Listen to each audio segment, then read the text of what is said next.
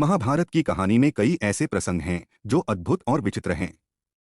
इनमें से कौरवों, पांडवों और कर्ण के जन्म की कहानियां विशेष रूप से रोचक हैं।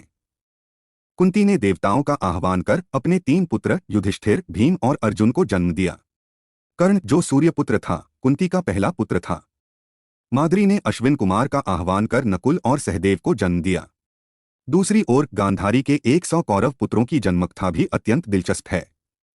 गांधारी ने एक गर्भ धारण किया, लेकिन वह लंबे समय तक नहीं फटा। इसके बाद व्यास ऋषि की कृपा से उस गर्भ को कुंभ, मिट्टी के घड़े में विभाजित कर 100 पुत्र और एक पुत्री का जन्म हुआ। अब बात करते हैं धृतराष्ट्र, पांडु और विदुर के जन्म की। विचित्रवीर्य की 2 रानियां थीं, अंबिका और अंबालिका। दुर्भाग्यवश विचित्रवीर्य की अकाल मृत्यु के बाद उनकी रानियों को कोई संतान नहीं हुई। इस समस्या को सुलझाने के लिए माता सत्यवती ने अपने पुत्र महर्षि वेदव्यास से आग्रह किया कि वे संतान उत्पन्न करने में सहायता करें।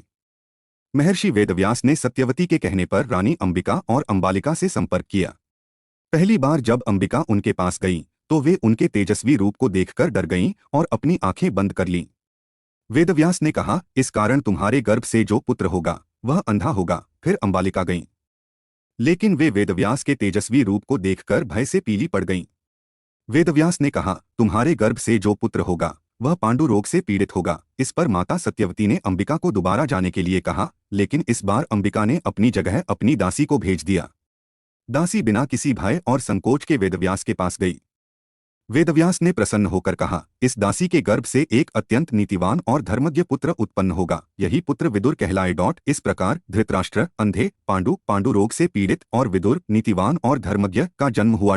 बाद में जब धृतराष्ट्र और गांधारी के संतान नहीं हो रही थी, तब भी वेदव्यास की कृपा से ही गांधारी के 100 पुत्रों और एक पुत्री का जन्म हुआ।